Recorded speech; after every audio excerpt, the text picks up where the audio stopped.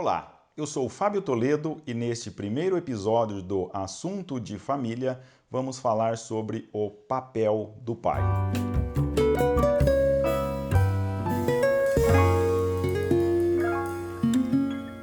Como vocês sabem, a Bárbara fez uma pergunta no Pod Clássica do seguinte teor: o que você perguntaria para um pai de 11 filhos?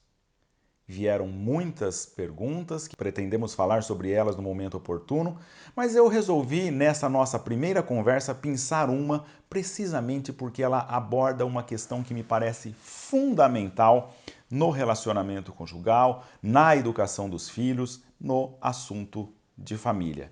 A pergunta veio da Liz de Souza, da Alemanha, que disse o seguinte: você também ajuda a limpar a casa? A minha resposta, Liz, não ajudo. Bom, como assim não ajuda? Isso parece que está fugindo do perfil dessa nossa conversa. O que você quer dizer com isso? Olha, eu quero dizer que dentro do relacionamento conjugal, dentro da administração da família e principalmente na educação dos filhos, nós deveríamos riscar o verbo ajudar. Quando a gente fala em ajudar ou você ajuda, transmite-se a noção muito clara de que há um responsável, há alguém a quem cabe aquela atribuição, aquela tarefa, aquela missão, e você vai exercer um papel ali de coadjuvante, ajudando, cumprindo ordens, seguindo recomendações, fazendo o que me pede. Em suma, vou levantar do sofá para fazer alguma coisa se ela me pedir. Acontece que nada disso. O papel do pai é muito mais do que simples ajudar, do que um simples ajudante. E não digo isso com uma certa preocupação em colocar o pai numa situação de inferioridade no lar, nada disso. Não é essa a preocupação e também não é isso que queremos dizer com o riscar o verbo ajudar. O que queremos dizer ao riscar o verbo ajudar é chamar aos pais a uma corresponsabilidade. Se tivermos que definir o seu papel junto com a mãe na administração da família, na educação dos filhos e mesmo nos afazeres da casa, a melhor expressão que utilizaria é corresponsável. Sócio mesmo. Sócio num empreendimento comum. Pai e mãe juntos, ambos atuando lado a lado nessa nobre, sublime e maravilhosa missão de administrar a nossa família, de educar os nossos filhos. Ainda voltando ao tema que nos cabia, se pai ajuda, e eu disse que não, e não precisamente porque o pai deve ser corresponsável, igualmente responsável. Isso não quer dizer que ele vá dedicar, que pai e mãe têm de dedicar o mesmo tempo nesse empreendimento. Isso dependerá muito das peculiaridades da família.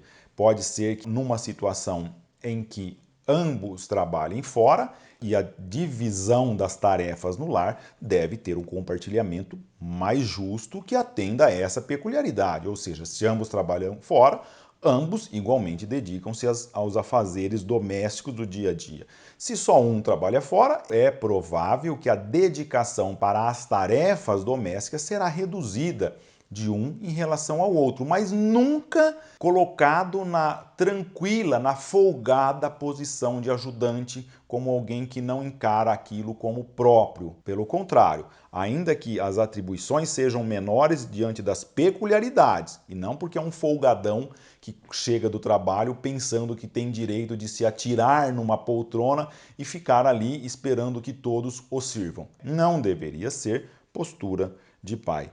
E como dizíamos, essa corresponsabilidade pode se desenvolver em três aspectos fundamentais. Vários outros, mas vamos nos centrar em três hoje. Primeiro, na gestão ou administração da família. Esses dois diretores-presidentes precisam dialogar bem e voltaremos a falar do papel da comunicação do casal, que é um aspecto fundamental.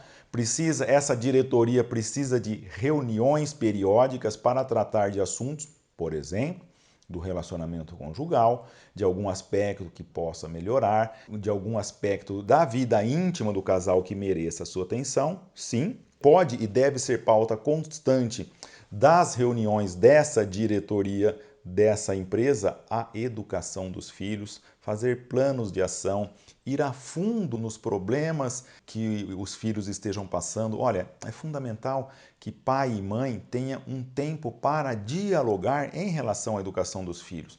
Por exemplo, imagina que se chega um boletim escolar e aquilo talvez indicativo de um problema, como solucionar? Ou seja, a mãe descabelada tentando resolver e implorando um pouco de ajuda ao pai que não encara aquilo como problema dele e eventualmente se dispõe a dar uma bronca no filho ou dizer aquela frase que a gente vê que é muito engraçada, mas que no fundo não deveria ter graça, daquele filme Os Incríveis, em que a mãe descabelada no jantar tentando conter as crianças, dá um chacoalhão no pai para ver se ele fala alguma coisa e o Beto responde simplesmente: crianças, obedeçam a mamãe. Não, nada disso. Pai responsável não é simplesmente esse que precisa pegar no tranco, vamos assim dizer, muita insistência e de muito implorar por parte das mães.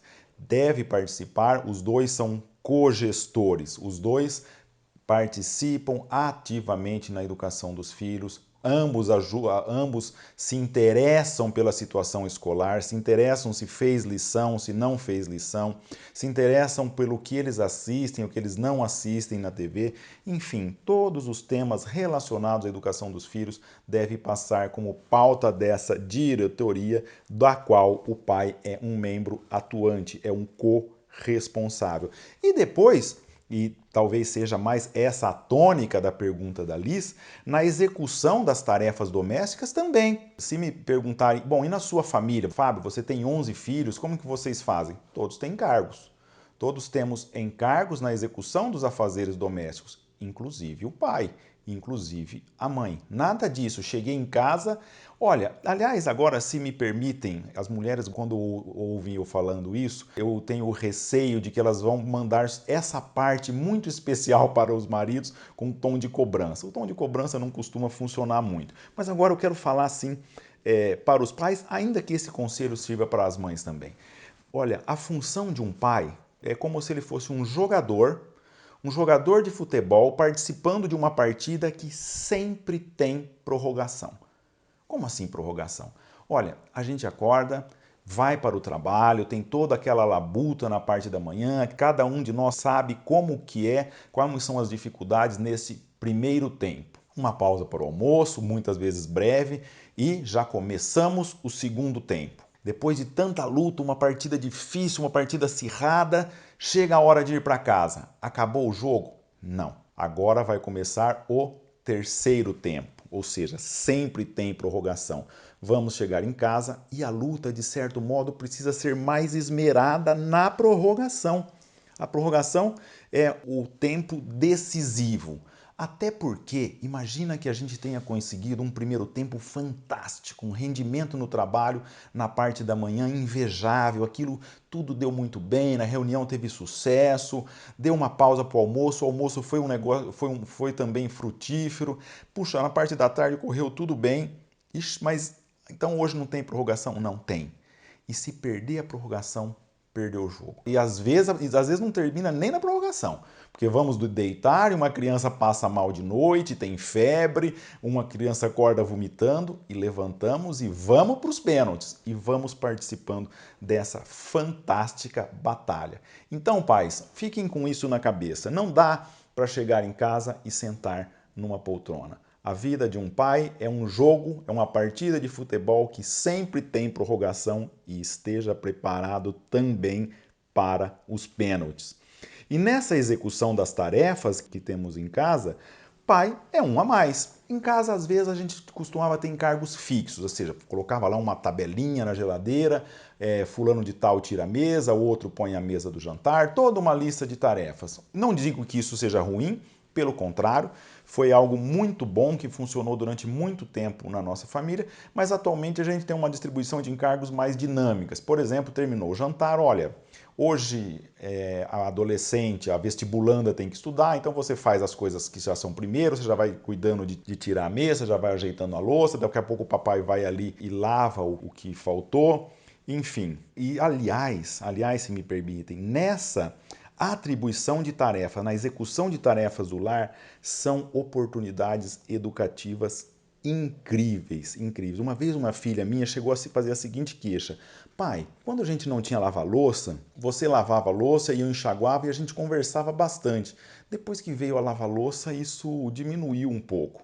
Felizmente, as lava-louças que vêm para o Brasil são diferentes das lava-louças da Alemanha, Liz. Aqui não cabe panela, não cabe travessas muito sujas, então mesmo que a gente coloque parte na lava-louça, sempre sobra aquela tigela encrostada que vai levar um tempo para lavar. E é ali que a gente conversa com aquele filho que se chama para ajudar, é ali que surgem aqueles assuntos que talvez não surgiriam em outras ocasiões. Enfim, o pai, na execução de tarefas do lar, como um a mais, é também alguém que está usufruindo de oportunidades educativas fantásticas. Então, participem sim, o pai tem de participar muito ativamente nesses aspectos na educação dos nossos filhos. E não só nisso, o grande fantástico da vida familiar, e não só em famílias numerosas, em famílias pequenas também, são aqueles imprevistos que de certo modo vão dando sabor, né? Vai dando gosto aos filhos. Eu vou até falar um pouquinho da minha experiência, até abrindo de certo modo a intimidade com vocês nesse canal, que parece que é o seguinte, parece que na hora que você senta, eu tinha uma filha, tenho uma filha, que parece que na hora que você senta para o jantar, era bem a hora que ela sujava a fralda com o número 2. E uma espécie de despertador que eu desenvolvi numa temporada para manter o bom humor nessa situação, eu dizia o seguinte: adoro trocar fralda, principalmente na hora que o jantar está servido e eu coloquei uma taça de vinho. Ia trocar fralda com ela nessa situação. E criança não entende ironia. E eu não estava sendo irônico, mas é claro que aqui era um expediente motivacional para fazer com bom humor trocar fralda naquela situação. Acontece que as crianças pequenas não entendem isso e levam tudo ao pé da letra.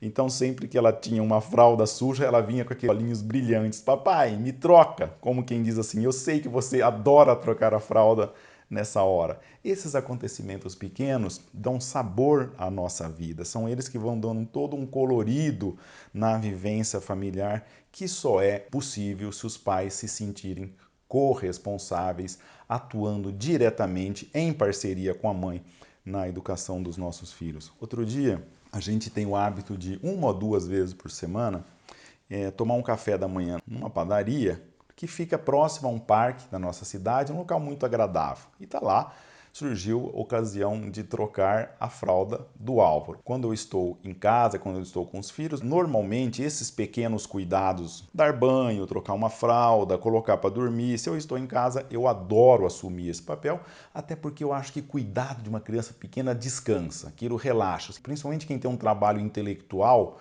você curtir aquela criança, você cuidar, aquilo acaba sendo prazeroso, gostoso. É como que uma terapia que vai gerando uma empatia com o filho que vai ser fundamental naquela fase e em outras também para que você exerça bem a autoridade, que pode ser um tema que voltaremos a falar disso em breve. Mas nesse episódio que eu dizia para vocês, fomos nessa padaria e só que já estava na hora de sair, senão eles chegariam atrasados na escola. E o Álvaro resolveu fazer de novo o número 2.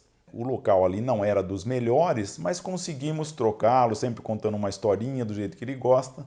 E a minha esposa tirou uma foto porque o ambiente também favorecia, o equipamento que ela tinha na mão também era interessante e acabou me dando de presente aquela foto com uma dedicatória: eu te amo.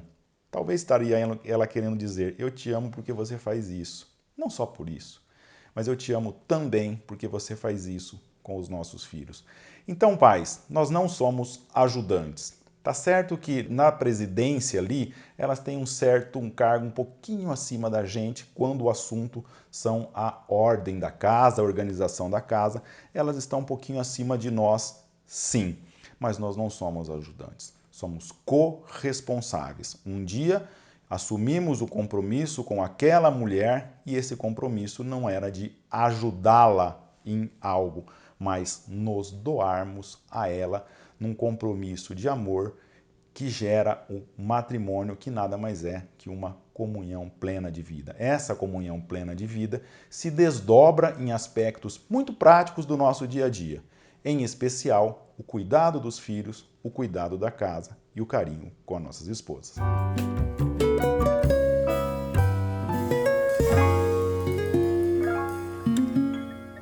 Você ouviu o podcast Assunto de Família, episódio número 1. Até a próxima.